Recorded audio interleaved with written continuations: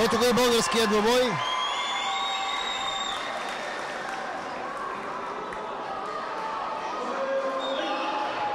Александър Стоименов.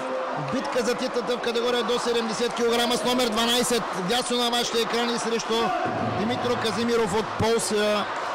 Отлична атака на нашия състезател. За първи път го наблюдаваме, но прекрасни изяви от него на татамице. Стискаме палци за първа българска титла. След двата сребърни медала на катана Вероника Младенова. Александър Стоименов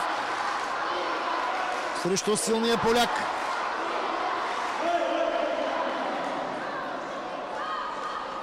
Димитро Казимиров. Чувате Сашо, Сашо скандира. Голяма част от публиката край татами номер Б. Имаме още един финалист, но защо пък да не вдигнем две купи днес.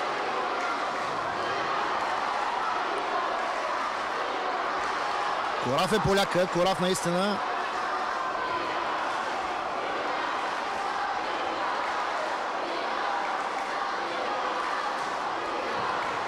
Добре се измъкна, завъртя се тук Стоименов прекрасно.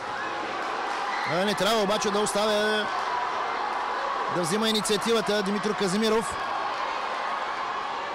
Много срещи изигра. Сега продължителна атака на полския състезател. Очакваме Стоименов да изразходва целия си, ако е спестил такъв резерв от сили, да не отстъпва назад. Това със сигурност прави впечатление на съдиите.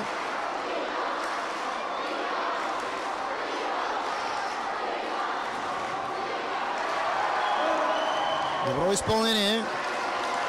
Оценено, оценено. От трима от реферите, от съдиите на татами.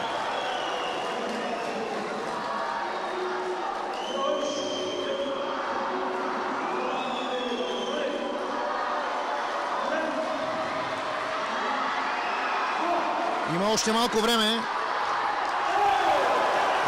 Отново прекрасно изпълнение на Александър Стоименов. Наелектризира публиката в зала Владислав. Много близо сме до златен медал и до купа.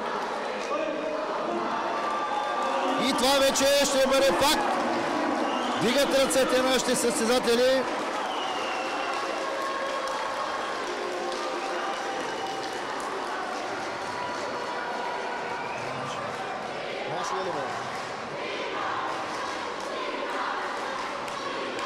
Така че български успех. Браво на Александър Стоименов.